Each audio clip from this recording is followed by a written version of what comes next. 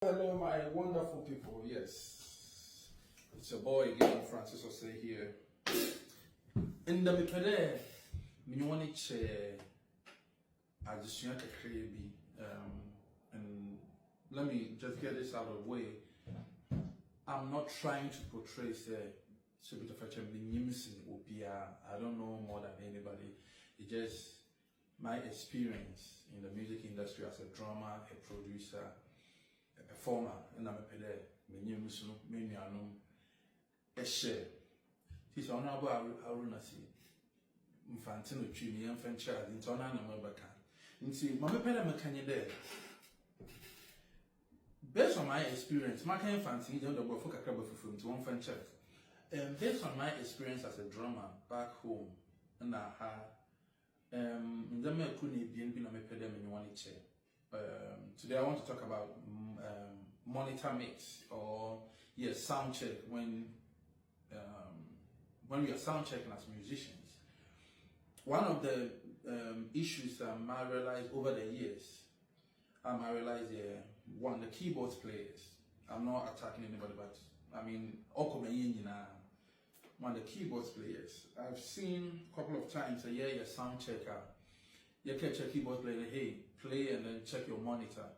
The next thing you see the keyboard player doing is all about keyboard and now what happened to keyboard in a way. My brother, you are not going to bend down to play the keyboard. A better one and I better one. So make sure anytime we are sound checking, you sit up or you stand, whether you are standing or you are sitting. Just make sure that you'll be in the rightful position and then just play and then let the monitor engineer or the front of house engineer do his thing. And also when you're here sound check and portro, you can master there, make sure that your volume will be at least 9 o'clock, right? And then when you are doing your solos or something, then you can push it and then do your solo or your horns, then you bring it back to 9 o'clock. I mean, I've seen Kwame pushing the keyboards to the maximum volume, and all the sound check in Libya. And see, you know, the best sound in Libya. I feel sound now, you know. That is what I've seen Kwame, and I've seen some professional keyboard players to doing. So the new ones coming, or one as well, where the dolphin in a mesmerizing one, and then guitar players. Also, when we are sound checking, we should stop the same thing, bending down to play to check and mix a monitor now. You are not going to bend to play, you're going to stand to play. And also, so I have clutch and I wasn't on a guitar, now I'm on half clutch. Then later, you ever start to band, you know, and we break guitar and then the whole sound messes up. You understand? So we should try and then, take note of these things because sometimes I'm an engineer in the break, right? And then also singers. I've seen professional singers even back home. Yes, Ghanaians are professional. I wouldn't say they call themselves professional. Professional singers. They've done it. They've been singing for a while. But most of the problem that I've seen them doing and then keep repeating is, you see this in-ears here, useful stage, especially when we are using in-ears. This in-ears in a way has a little bit of noise cancellation, if not built in. So once you use this to block your ears, you are not going to hear anything around like Sabian Konshawa Swa. So what I'm trying to say is I've seen singers they had all the two in-ears plugged in, right, in their ears, and then they were like, because I know so definitely the other side you use in-ear was also the monitor, but the singer wants to hear himself or herself in the in-ear as well as the monitor. You understand?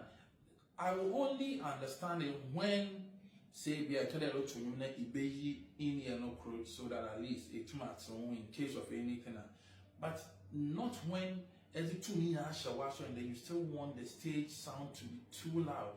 Sometimes we don't even take into consideration that it's a live recording. Now these singers will complain, open, then before you realize in between the show, so many feedback, and then maybe what's the recordings for you to mix, feedbacks everywhere, because you have to realize that the feedback, on here, in as much as the feedback about monitor, is bleeding into the drum microphone, it's bleeding into the guitar microphone, my mic amp. So sometimes we run into these issues as a mixing engineer. So singers, so the monitor is just for you to hear yourself, but not say use as for the main gig. I know say when you have a great monitor mix, everything will go well, but we have to compromise at some point. You have to take into consideration certain things like feedbacks and all these things. And then back to my brothers, the drummers also. When sound checking, sometimes, if we are not using in-ears, yes, I'm talking about when we are not using in-ears right now for the drummers.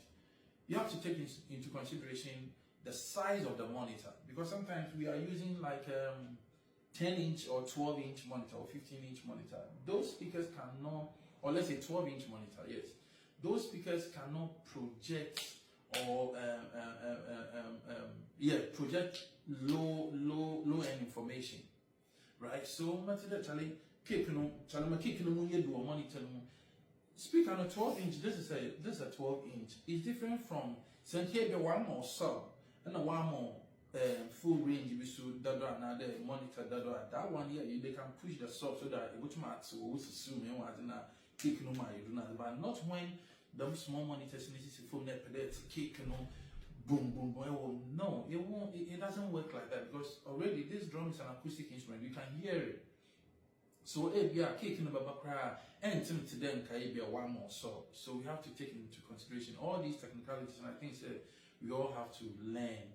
So that if you know why I'm a sound engineer and you sound good, and I want to give this shout out to West Coast Ebushia. Why am I saying this?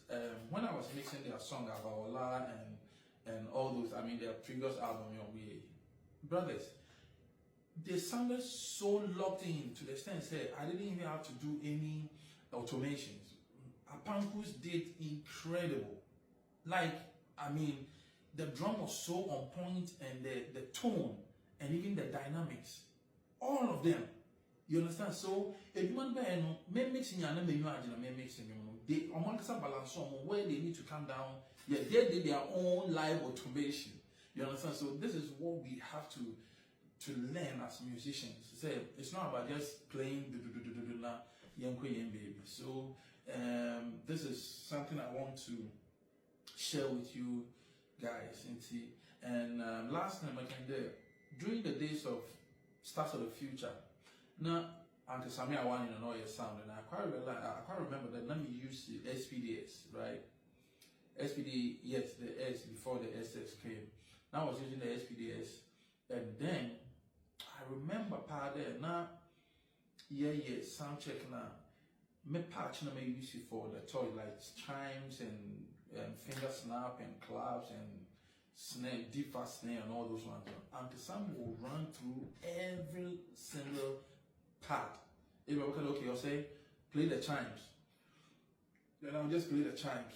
Then I can say turn it down -12. Then I'm turning it down -12. Okay, play the finger snap. Then I'm finger snap. Okay, turn it up, because he is so mature and so professional that he knows the sounds are not the same. So when you use SPD or stage, we have to go through the sound, because chimes normally non-ears. So if you don't go through and then do all these little sounds, by the time you worship, you hate the chime, and that chimes is all over the place. So you have to go through all this, because you have to know that chime sound and a finger snap cannot be. It will not be the same. Even if you set the velocity to 120, 120, one will be louder. So I remember that Uncle Samia Wani will let me go through all the sounds and then make sure we get everything on point before even we start the show. With the same as the clap, the same as the bass drop, the same as every effect, or laser effect and all that. But when you go through, turn it down, okay, turn way up.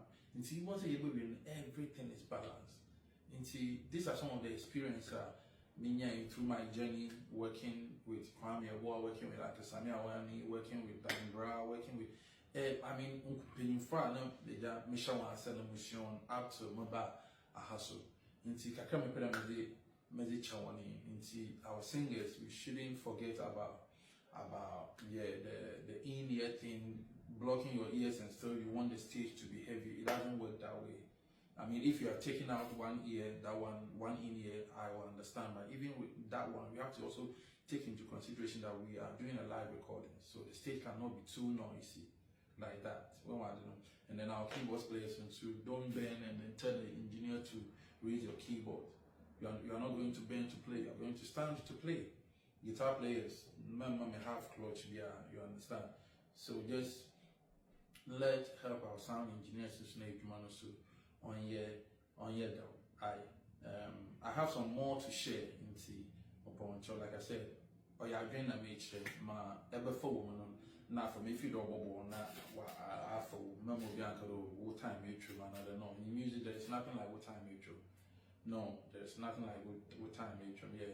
Baby remember for now, we remember for it became member for the but then Kakra me mutum mother share from baby a machine free no so me the free of charge. Me wanna see. I'm sure.